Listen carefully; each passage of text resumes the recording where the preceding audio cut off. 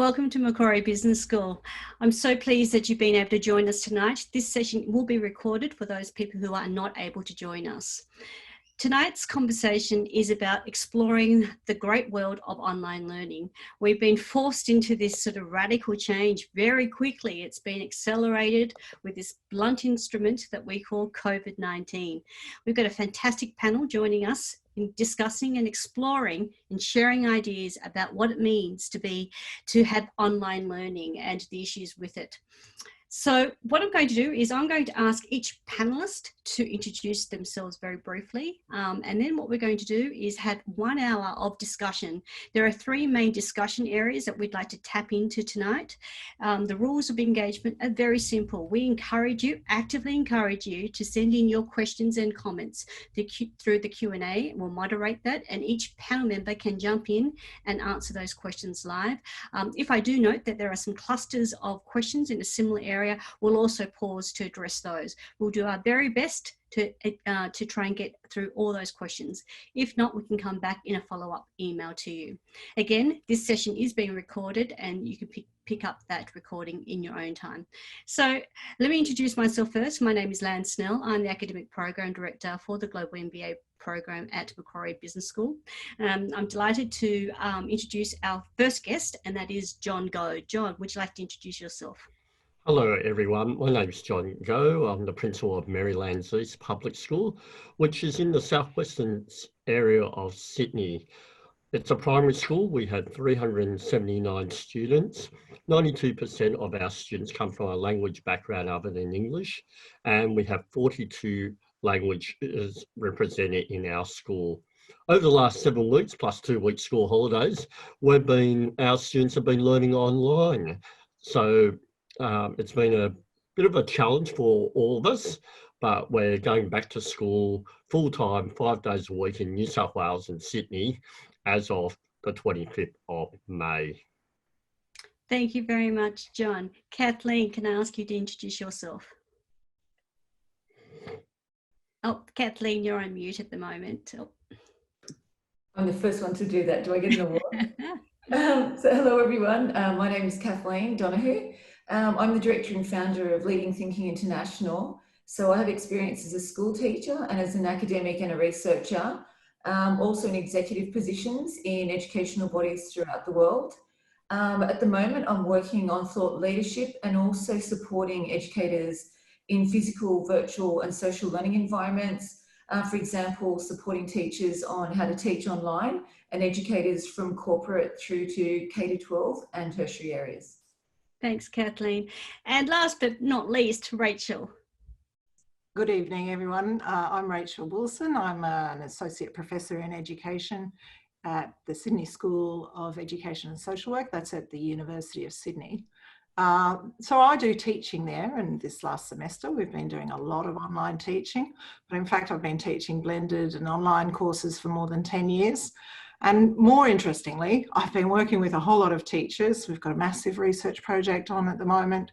We've surveyed and had about 15,000 teachers tell us about their experiences of remote learning. Thank you.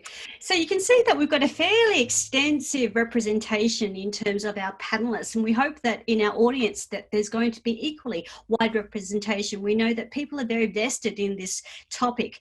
Clearly there are some topics that are circulating right now that are extremely topical, I mean, for want of a better word. So this is one area of exploring shared thinking and shared learning. There's a lot of controversy around online learning as well. I'm going to begin our conversation tonight by just framing the discussion around some things that we know. Now, there is a pop-up poll question that we hope that you could just spend 1 second in answering so that we can understand the geographic spread, so that we can also tailor this conversation a little better as well. I'm very mindful and very conscious that we have an Australian representation in terms of our panel tonight, but there are lessons I'm sure that we can draw and make it generalizable in terms of the best practice or next practice for online learning. This slide that you can see in front of you doesn't come from Macquarie, it comes from our colleagues at Stanford. I spent a bit of time there last year at the design school, and they shared a lot of views and trends in terms of what is the future of work and the future of learning. This one slide in particular resonated with me because I think it encapsulates the 4 major trends that are coming through, and I'd like the panelists to pick up on these trends in our discussion, in our subsequent discussion. But let me just briefly talk you through what these trends are, just to give you the framework of this.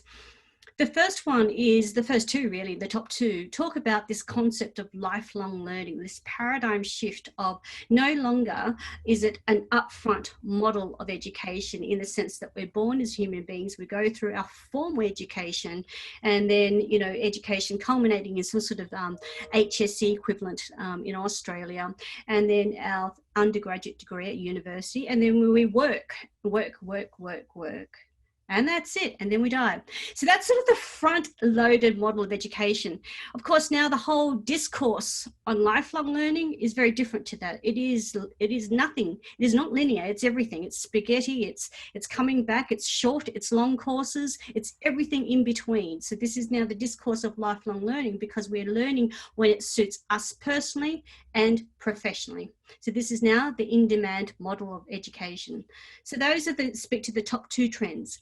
Let me just briefly talk about the other trends on this slide as well. And the other one is about the axis flip. This is talking about now a move away. This is not to say for one instance that the domain of expertise is not important. It is vitally important. However, it is not enough. So what they're suggesting here, it's this plus this. We call this the T effect. So this is broadening out your domain expertise with a suite of enterprise type of skills, typically called soft skills. So when we look at the World Economic Forum, and they have identified 16 soft skills that are necessary to compete in this very fluid and changing labour market we call the future of work. These include skills such as problem solving, communication, influencing, adapting. So that's what that axis flip speaks to.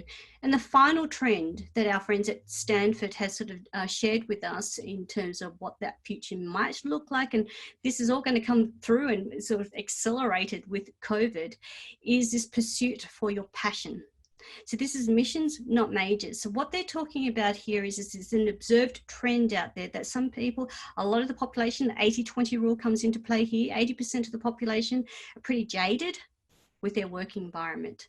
And so they're seeking other opportunities to fulfill their passion. So if we just look at the startup sector, for example, 80% of all new startups are within social enterprise or social impact. That kind of suggests to us that people are pursuing their passions in life, their values. And so from an organisation perspective, the question might be, how do we retain and attract talent in this era where if our values are not aligned, what does that look like? So that's a question of authenticity as well as meaningful work. So these trends collectively suggest that landscape there, we need to be adaptable to them. And I guess what COVID presents is this very forced acceleration of us dealing with this unknown. So that's one thing that I'd like you to think about as possible framing for our discussion. The final slide that I'd like to share with you before I open it up for the discussion is about this notion of on-demand or in-demand learning. Now, we've all heard of the concept of Netflix. No longer are we consumers that are happy to wait for our program to be aired. That whole concept has completely changed. We as consumers are in total control of our consumption behavior here. So if we extend the concept of Netflix in the education space, I'm going to call it Edflix. That is, I control what I want to learn, when I want to learn, and how much I want to learn. So this is now a different model of education. And with that comes through, a sense of personalization, a whole questions or challenges related to what that learning architecture looks like, the notion of scalability, how much do we want to grow, how fast, and to what extent, and what does that mean for the learner experience? So I might leave it there in terms of canvassing some of the issues when we think about online learning that we probably will touch upon in the discussion tonight. Before I open up to the three areas, I'm wondering if any of our panelists would like to make any general comments about that framing or that landscape. I guess one of mine would be that we've really got too much choice here, haven't we? So the technology is racing ahead of us and it's opening up so many possibilities, and yet we haven't really had time to think about what's going to be good for us. You know, what do we need for not only a good education but a good life in terms of well-being and social relationships. So it's a bit of a catch-up job, and as you say, COVID is pushing us to do that deep thinking, I think. Indeed. Kathleen, John, any general comments before we go into our areas? I think an important piece for me is the purpose of our mindset. So if we've always had an education system that's looked like what it does now, some people can straight away imagine what this would look like and embrace it, but the majority of people are kind of like, what would that mean? And as humans, our instinct is to return to what we know is safe, even if it's not best. So there's good things in what we do now. How do we not lose those as we move forward? But how do we also embrace the unknown and test it?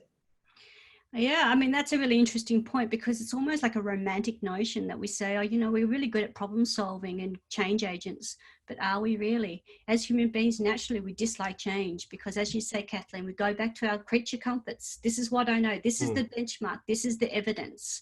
So when we are presented with no evidence because it's unknown, how do we cope with that? We don't cope very well generally, right?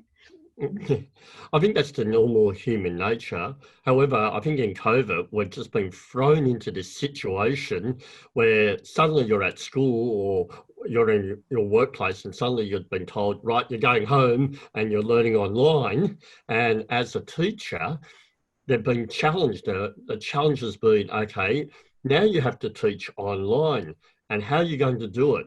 This could go on for a long time or short time. You have to either adapt and be agile and learn very quickly, or you're going to sink. And I know in our system in New South Wales, many of our teachers have risen to occasion and they've learned so much, in fact, so much so that a lot of their professional learning in a very short time could have been done in years and years, but suddenly it's happened overnight. And that's been one of the absolute beauties of what's going on, even though COVID-19 is a very sad occasion. Yeah. And I think that observation can be made across the sector. So this is not only a very rapid change, transformation at the schools level right through, but also at universities. But is it good? Is that quality? Just because we're forced, I mean, we can demonstrate that we've been really agile, great, pat on the back for us, hooray for us. But is that a good experience? And is that what we mean by quality online learning? So let's now entertain what these three areas are. If we can go to that next slide. Thank you. And the poll is still there and active, but I'm not sure if we're releasing the results. We might come back to that in a minute because I can't see the results. So generally speaking, we're going to talk about three main discussion areas. You know, the first one, let me just try and get and see what this, here we go. So the first one is, how might we create sustainable education models? The second one is, what is the role of technology in developing and maintaining these relationships? And finally, what lessons can we learn about our COVID response to learning? I mean, clearly big areas to discuss. So we'll do our best in trying to sort of unpack these areas for you. But let's think about this first question. How might we create sustainable education models? I think the panelists already touched upon this whole notion of, oh, well, we're going back face to face, so therefore everything we've learnt we can just sort of park and they disregard. Well, what do we think about that? Well, I don't believe we are going to go back to plain old school as we know it before. And when we surveyed these 15,000 teachers, 60% of them thought it was a very good thing, that actually a disruption to the traditional schooling system was most welcome. I'm sure they didn't expect it in the form that it came, but you know, they're glad that there's some change being pushed here. So I think that's the first thing. I think when we look at the news and research on COVID, it looks like we will be in waves of disease and epidemic in our country for a while. So we may have other periods of remote learning. It's really important we reflect on what we've learned and what research we've done around the first one. So we shouldn't chuck it out at this point in time. We should. All right. So you're shaking your head, Kathleen. Tell me what your thoughts are. So interestingly, I've managed large portfolios of learning space, and one of the pieces for sustainability, a key piece is prototyping.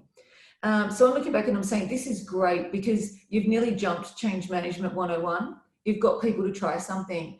But at the same time, one of those key pieces of prototyping was this really a pilot or a prototype, because the skills for teaching online are quite different. The technical support and everything that's required around that, the consideration of social, which we'll also talk about, is quite different. So in an ideal, we would have prepared for it, I think, a little bit better. And then it would have been a true prototype. But I still think there's a lot to learn from this. And as John said, due largely to the educators, both at K-12 and tertiary, this has been fairly successful. There's glitches like there is always, but there's a lot of work going into trying to maintain that consistency for learners. I guess one of the lessons that we can learn out of this is the inequality that can exist between students and their families. So not everyone, for example, even in Australia, has a good Wi-Fi connection. You can lend out a laptop from a school, but they may not have Wi-Fi. So that's something that, you know, certainly is on the agenda now, and more so because, you know, we could be disrupted again. It may not be COVID-19, it may be a bushfire, it may be a flood, it may be an earthquake, or some type of other natural disaster that renders our schools to operate in a remote environment. So first of all, that whole notion of inequality and making sure students have access is something that we've learned in terms of making a sustainable education model. I might also say that from our experience and the students that I work with, kindergarten, year 1, year 2, really struggle with the online.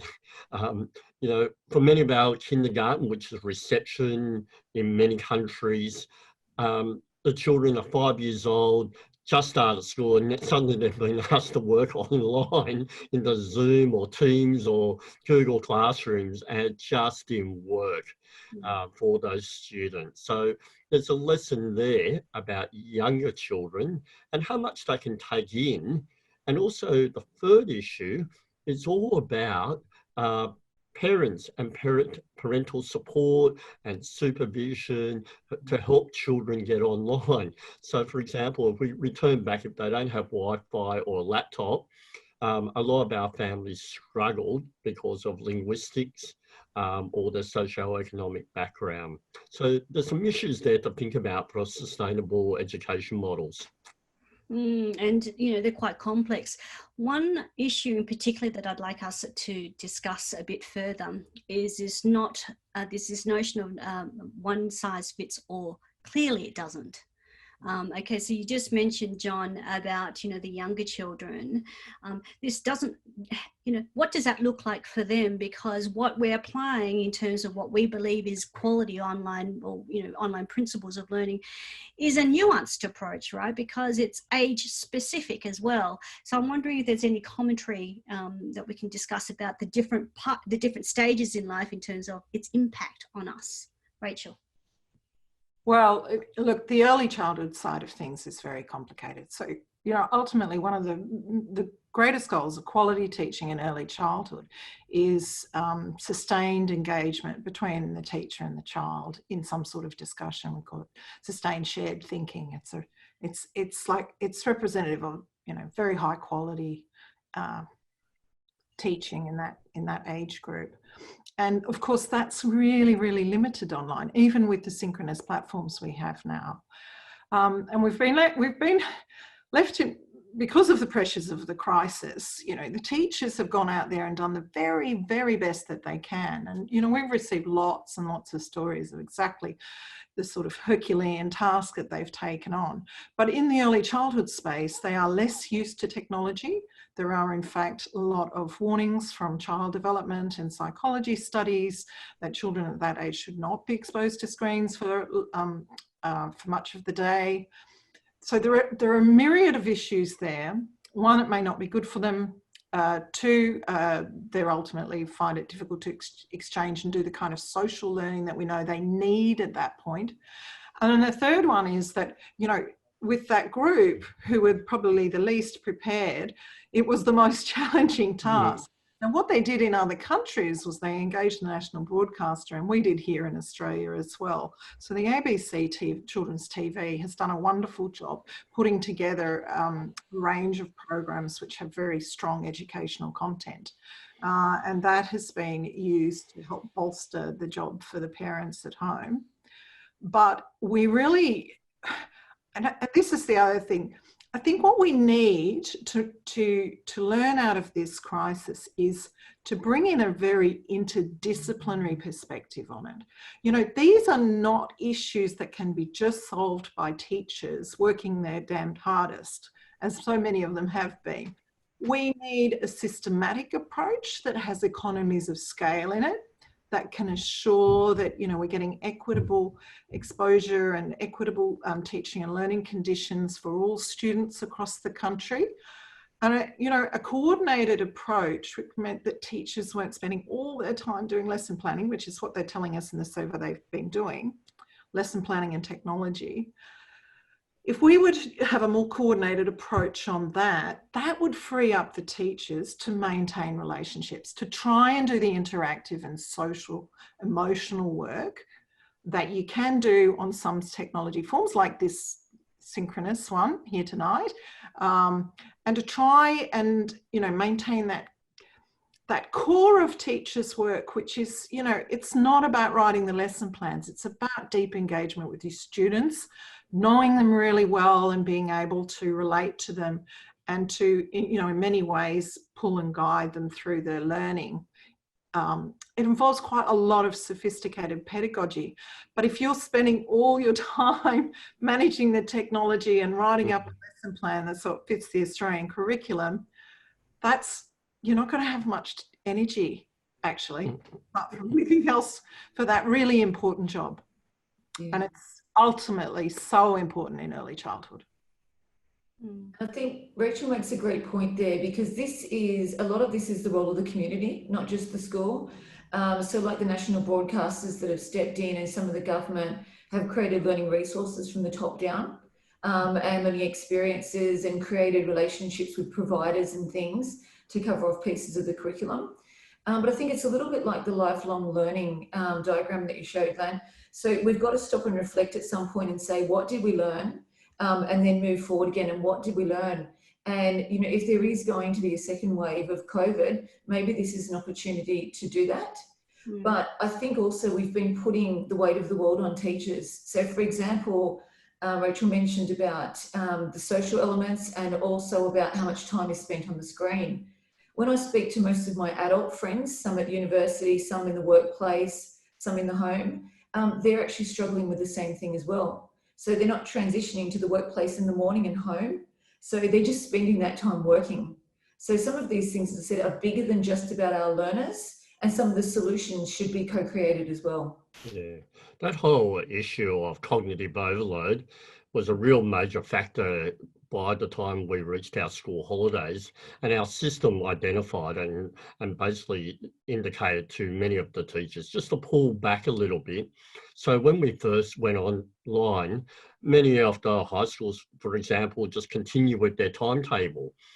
And like radio, teachers felt guilty if there was dead space or dead air. So they would run a 60-minute online lesson, and by the end of the day, students were just overloaded with so much information that the next day they were starting to switch off. So that whole notion of cognitive overload, it's a bit of a lesson for children in a primary school, the relationship is so important. We learn a lot when we're watching children undertake a task. We look at their nuances, we look at, you know, the way they look at us and smile as some form of reassurance. Are they doing the right thing, or they're learning what they're meant to learn? They can check in.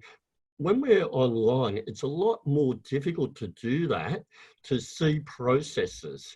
In many ways, I've always believed online learning is sort of like oral language compared to writing. You know, when we're with each other face-to-face teaching, we're in a shared environment. All the resources are there. We know what we're doing. We've got the context right in front of us. When we're online learning, we have to set up that context, and not everything, the resources or anything that a child needs is right in front of them. So we have to work hard at creating that context. Indeed. I'm wondering if there's any lesson to be learnt from this, and I'm just making some notes and just listening to the conversation, that if we're going to draw out some things to try for the next iteration, because it's not a matter of if another spike will happen, it's when it will happen, is that what we're needing is some maybe guidance, guidelines, frameworks for teachers. So I mean, I'm listening to what Rachel had to say in terms of, you know, making it easier for teachers to concentrate on things where they add value most. And that is in the discussion, in you know, in the interaction bit, not in the operational tech platform, setting up things. Lesson planning, sure, they've got an active role to play in the architecture because they're delivering those lessons, and you know, that's part of the pedagogy building, but less administrative burden on them. So I'm wondering if there is a framework that we can develop to guide teachers on this. So Rachel? No. Go, Kathleen, go. I'm working on some research on this, because I think behind a framework, you actually need to know what's worked. We actually need to get, and what's worked in what context. Right. One of the key pieces, I don't think, some teachers absolutely got to this point, but with the length of time and the time of year, what assessment looks like. And assessment's a key part of learning. And I don't think we got to that piece yet because people were so busy wanting to continue the learning. And I think we've got some more learning cycles to go through, but some more other things to consider before the framework would be established in the K-12 piece. They exist very much so in the tertiary sector. Whether they need revisiting is another discussion, but they're there. They're not in the K-12 to that level. Okay, so and I completely agree. The assessment is actually really, really key to how an online learning system works. And that was the most difficult aspect for teachers, was losing the feedback system that they got, that their students were understanding, which John has just described, you know. So they're missing that. And the formal assessment, which was to fill in, you know, and give them, through submission of student work, a sense of where their students were, was actually very, very busy in the initial stages, because they were still having, you know, 6 classes and, you know, a couple of pieces of work in each class. It was way too busy. And the teachers basically had very little time to reflect on what was going on. Only about 1 in 3 teachers was actually confident, according to our data, that the majority of students in their class were well engaged in learning, right? So that's a large amount of that were underconfident.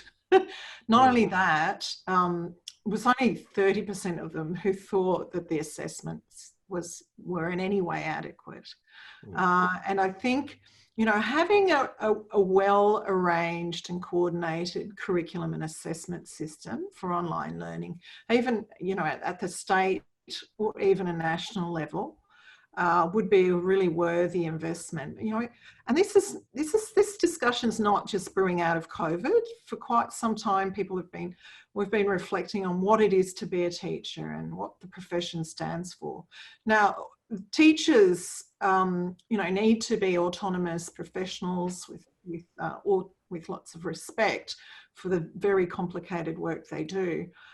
But at some point, I feel that we need to kind of balance that with a system that really supports them in lessons, curriculum and assessment.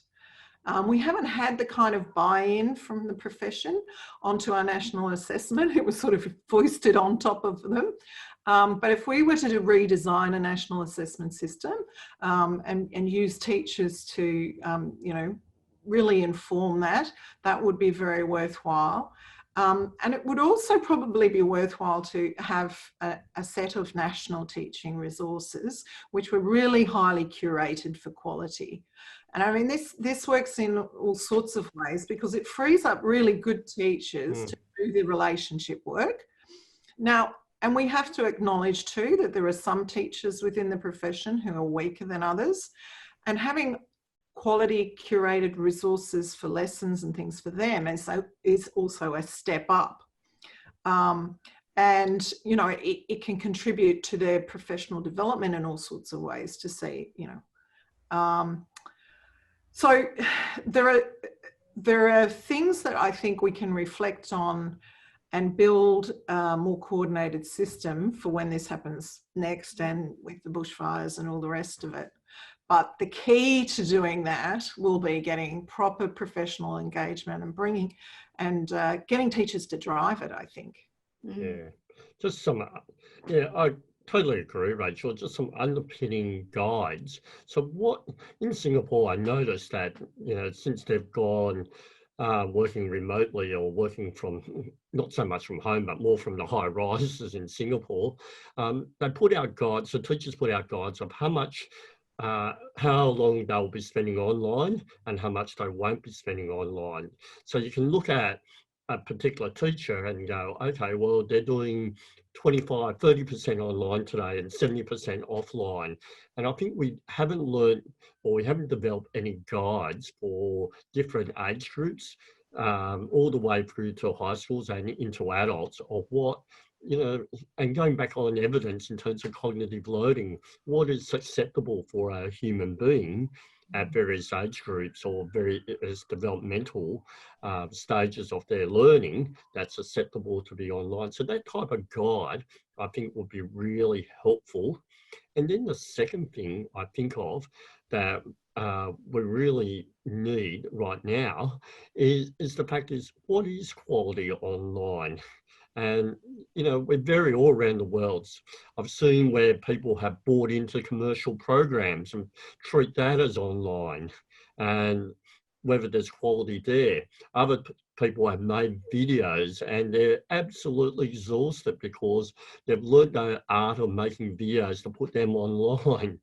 And, you know, but in doing so, they've refined their pedagogy because they know that there's a bit of distance to the receiver. So in terms of thinking what is quality, what is really high quality, and what is really, sometimes I feel that in online it can be edutainment, you know, where the technology is the entertainment, not so much as a learning platform.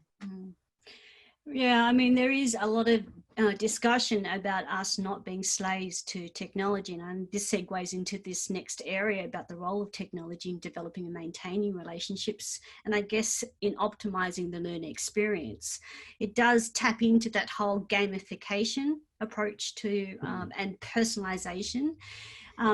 The good thing about technology is it allows us to operate on a more distributed model of education. So here we are, we're all using Zoom. This is a global audience to which we'll be tapping into this recording as well. And although there are a lot of inequities that we discussed earlier, there's also a democratization kind of effect in this as well, as it makes it more accessible for others that may not have otherwise accessed this, right? So technology plays a role in also driving that analytics. So John, you mentioned earlier that how might we measure what engagement looks like, right? So in a face-to-face environment, there are all these other sort of subtleties that an experienced teacher can pick on if someone is struggling or not grasping or losing attention or whatever that might be. what does that look like in a sort of remote sort of setting? Well, then we can look at proxy indicators for engagement. And so there's some fairly neat flash and, you know, sexy kind of metrics to give us an indication of how engaged a person is. And so that's a dashboard of, you know, how long they're online, the duration to which they're there, the frequency to which they visit things, the quality of their posts, etc., etc. So there's a whole range of indications. But I think just to summarize this discussion about creating sustainable education models, and before we talk about the technology aspect, is that we're talking about some frameworks. Let's go ahead and develop who's responsible for this. We know that, say, for example, in the tertiary sector, there are some very well established frameworks. It's a highly regulated sector, and there is learning outcomes and appropriate volumes of learning, et cetera, depending on what qualification that you're looking at, be that an undergraduate or postgraduate. So, for example, postgraduate, it is a certain level of learning that is expected, a certain number of hours to which we're also expected. So how does that translate? Why is that absent in schools, for example? So, and who's responsible for creating that? Rachel? Well, I think, yeah, it's, well, because the students are just so much younger, so they're developing their social skills. Okay. And they're developing independent learning skills. So, and we are doing that at younger and younger ages now, actually. And some of that gets me excited, but some of it gets me a little bit concerned that we're expecting too much of our young children. I have 12-year-old twins, they're in grade 7, and, you know, they're driving their own learning with their little laptops there. Not only that, they've got all these strategies where they know how to look up syllabus and how assessment works and how to check over their work, you know, just all sorts of things. But historically, we left that stuff until basically the end of senior secondary and university. So, you know, we have different expectations based upon a developmental model. The question is, you know, how we can integrate what we know about human development into education. I think there's still a really big job to be done there. I mean, we have been suffering from silos. I know the teaching and learning world in university tends to think of itself as quite different to, you know, the teaching and learning and pedagogical theory that we use in primary and secondary school and even early childhood. So, you know, I don't know. All I know is that at the heart of it is Vygotsky's pedagogical theory, which, you know, ironically came well before there was the introduction of any technology into schooling.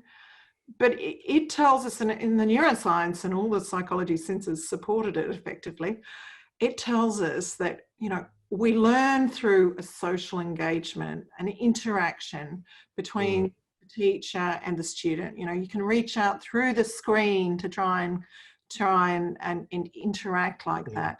But the emotional state is really, really important in how we engage, not only with the topic, but the process and the peers and teacher.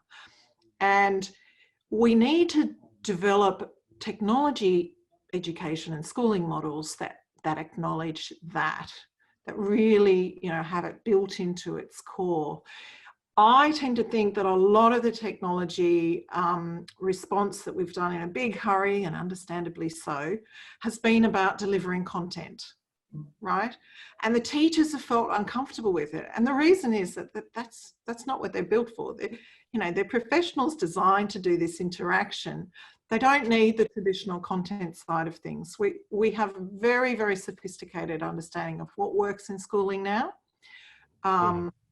We need to draw on that, but also bring in a lot of research from psychologists, child development, even doctors to do with mental health. There are so many disciplines that we need together in this conversation of how we are going to, you know, build and strengthen this transition that's just been started.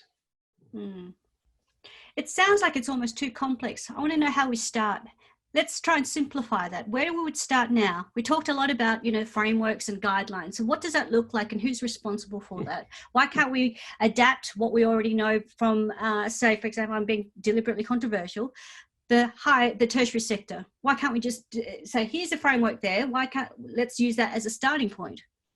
And then let's adapt around, understanding that children learn differently. Okay, well, what are those differences? How do we adapt to that? Because what I'm hearing is that teachers want some sort of guideline. Help. What does our online learning look like? How long should my lesson be? Should it be 20 minutes up front, followed by a flipped kind of model based on 1, 2, 3 activity areas? What does that actually look like? Give me some simple steps to guide me here of what best practice looks like to optimize that social learning aspect. Well, first of all, I think in terms of this whole notion of technology, we just need to have an understanding that if we really believe, like in that first slide about lifelong learning, we don't need to do it all in 60 minutes. And one of the panics that has happened is suddenly we've gone on to online and everyone thinks, oh, I've got to get through the curriculum. Now, I work in a school where a lot of our children have had education disrupted. Many children are refugees, many have come overseas or moved homes 5 or 6 times.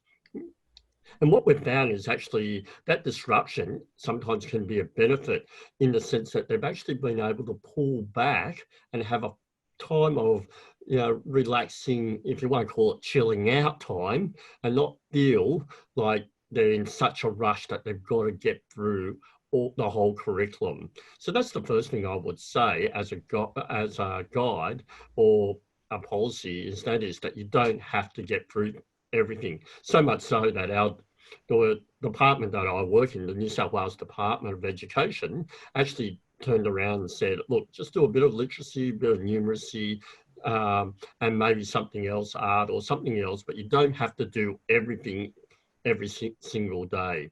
So pull back a bit. The second thing that I would really think about is the fact of what's the difference between technology and face-to-face. Our students have come back this week or last week and said 3 things they're missing. They're missing their friends, they're missing their teachers, and they're missing the learning. So in terms of when children are at home, we've got to make sure we build in really good well-being time for them. And so get offline, read a book, spend some time reading a book, and don't feel guilty as a teacher letting students do that. We opened up our school library during our school holidays 2 weeks, and our library was it was like Pitt Street. In fact, we had more people coming into our library with social distancing, lining up, 1.5 meters apart, borrowing more books than I've seen since my 16 years at my school. That tells you a lot about students, that they want to have some time to switch off and just dive into a book, go into their imagination and just do something totally different. So we've got to balance that notion out between technology and their social, emotional well-being and development. And it's the third thing that I think is really important in terms of if we're going to do a policy or any type of framework is look at what is quality. Identify what is quality online. Someone sitting there reading a textbook out to a student who's got the textbook in front of them, that's not going to work too much. Or trying to do the entertainment side of things, because that will only last maybe 1 or 2 lessons, and the children go, well, I'm not really learning much out of all that. It's really about working out what is real high quality, and I would hesitate to suggest really high quality is where students can develop a new knowledge or new skill and then go offline and apply it in their own environment with the resources that they have. Kathleen, any comments or thoughts? Yeah, I think John talked a lot about cognitive load. I think we need to consider that as well for teachers and workload. And what we're asking them to do at the moment is they're still teaching, but we've also asked them to become learning designers and instructional designers, video editors, graphic designers. And if you look at the tertiary sector, there's some great frameworks, and then there's some already in place like TPAC, SAMA, RAT, etc. But some of those things then consider that in the university sector, you also have these other roles, should we say, that play in development of the learning experiences. I think we also need to think about, when we talk about quality, it's contextual, and how do we apply that to choice, but also making sure students have the skills to make the correct choice.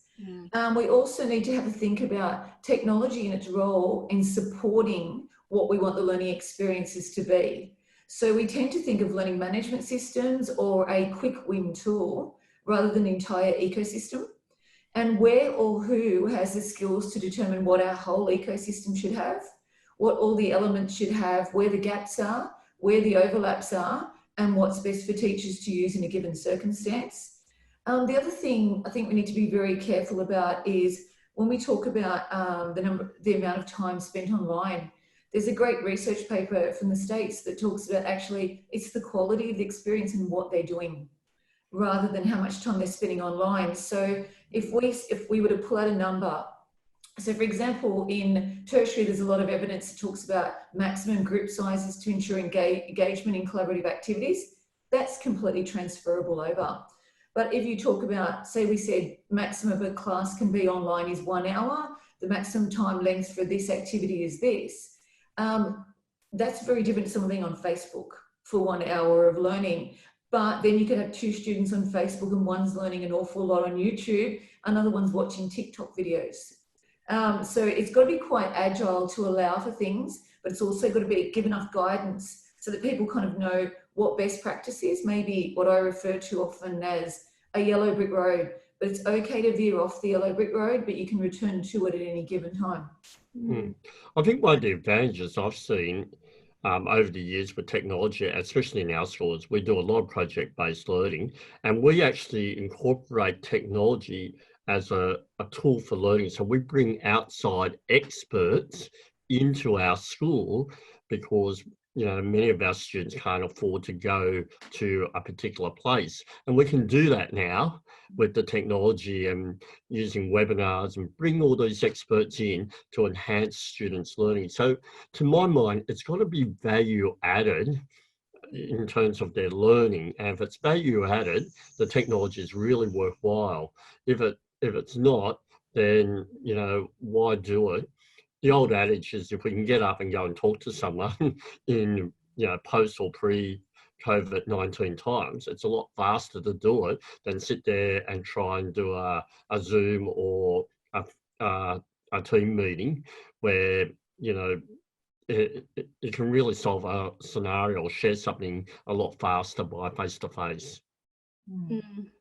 I mean, that central question about what does quality look like, what is online quality, we dance around this issue, and I think we can talk ad nauseum about what those dimensions are.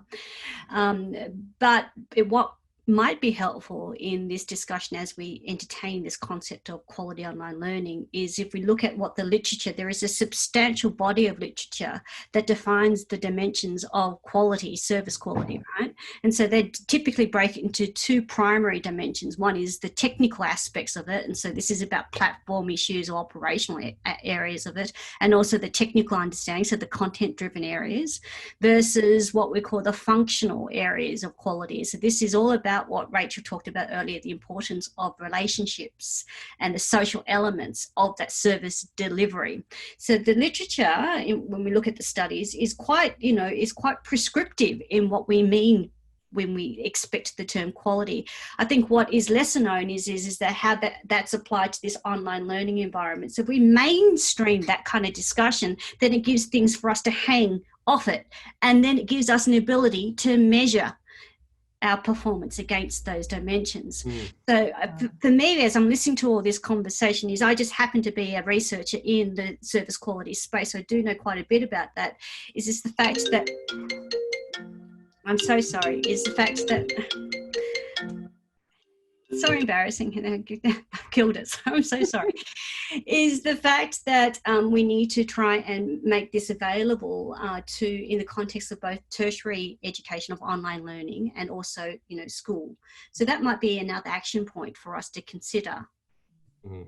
So I think you're right. I mean, there is some very good, there's some good theoretical hooks we can use to focus our discussion. But for me, there's just this additional complication, which is called human development, right?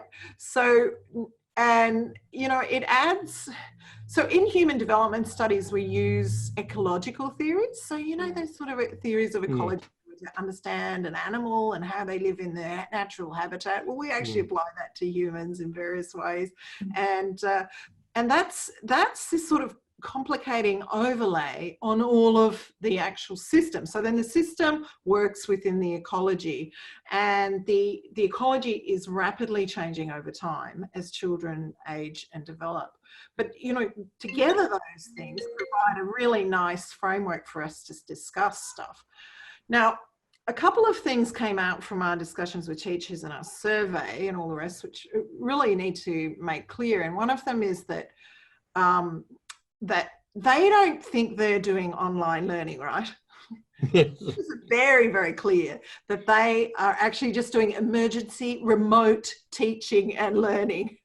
They know that what they're doing now is actually not what they were doing in classes where they didn't have the same pressures on them, where they weren't in COVID and, in different and heightened emotional states. And, it was a completely different ecosystem or ecology in which they were using technology to try and lift the quality of learning and to promote learning outcomes. And so, those two things sit very differently. We've got the emergency remote teaching, which is what you do when you're really hard up against the wall. And then there's the stuff on online learning and indeed distance learning with and through technology in classrooms, those sort of variations. And of course, we have massive literature, with the theories like Kathleen's mentioned, like TPAT, which describe quality pedagogy in those spaces. But I think what the epidemic has done is actually push and extend our understanding of the boundaries and limits on what we can do in a reactive situation, and it's really made us think a little bit more about that ecology. Right? So here's the deal. The students are learning online, and I completely agree with John and Kathleen's points here. Well, we've got to remember that for every hour that they're doing on school online is also their choice for recreation. Yes. Right? For a lot of the teenage years. When they're not doing their schooling, now they're on their social, on their phones. And, together that is a shocking recipe for mental health. A shocking recipe for child development, because of course, TV, online, screens, whatever, the real problem with it is not whether it's dangerous or whether it is or isn't promoting learning. It very often is. The real problem is it's detracting from face-to-face and tactile interaction with other humans, which we know is really important for our emotional development, development of all our mental health. So, when we think about it in an ecological sense, it's been a really, really, really steep learning curve. Yeah. Very interesting, Rachel, because one of our older students in our school came back this week, and I spoke to her and she said, look, the first week when you made the announcement, it was like, yes, we're going to learn from home, no school, no teachers and everything. And then she said, after the first week, it was like, I want to be back at school. I miss my friends. I miss that human to human contact.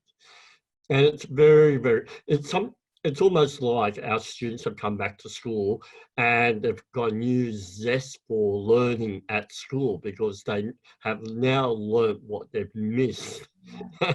And no matter what, technology can never replace an outstanding face-to-face teacher, no matter what, what device you're using or what parameters you're using.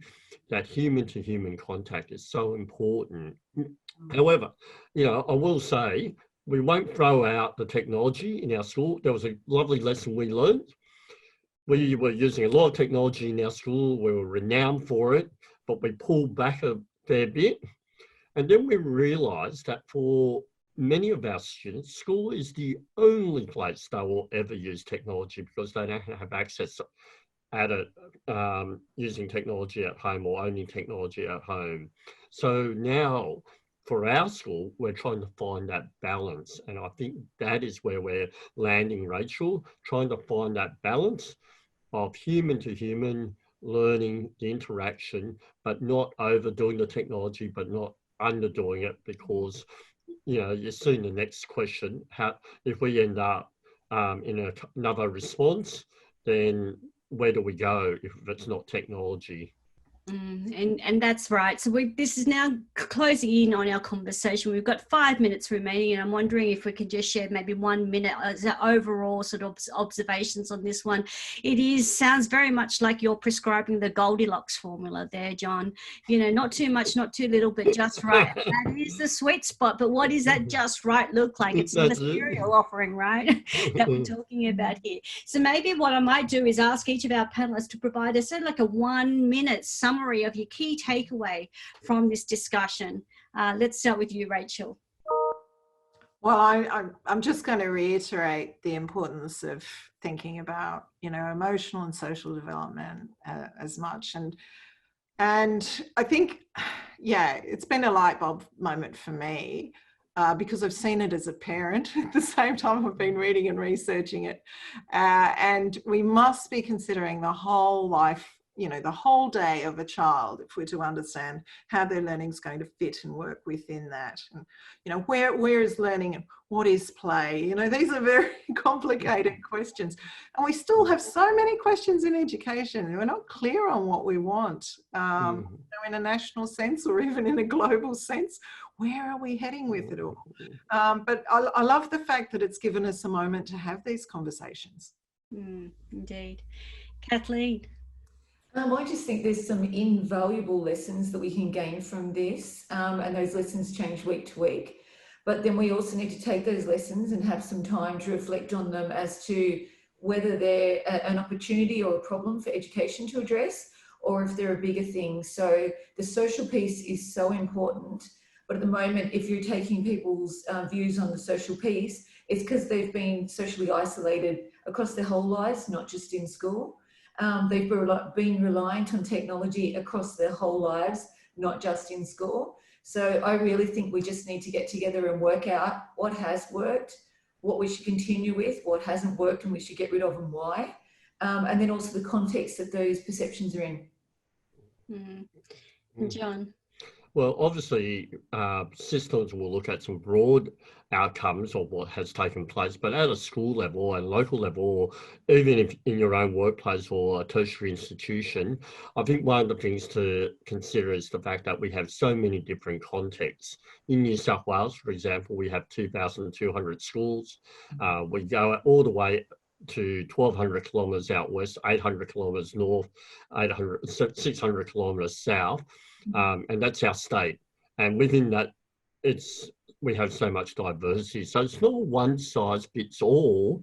However, there are some principles that we can learn from what has taken place to enhance and grow our thoughts about how we're going to use technology in the future. We shouldn't throw it out because it's here to stay. As someone said, I'll go to sleep until this technology era is over.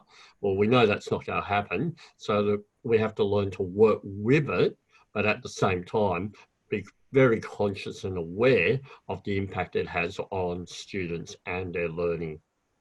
That's right. We certainly can't be ostriches in this approach.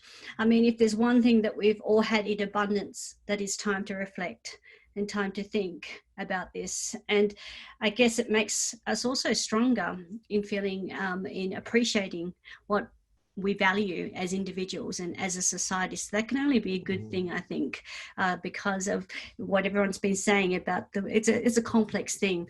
But as professionals, we must get on with it, right? So I think it's been really incredibly helpful in discussing and sharing this knowledge across the pipeline, from the school experience, from professional experience and higher ed, and incorporating that research. Because one thing that we can do well, and that is share knowledge and act upon that. That's what we do as a community.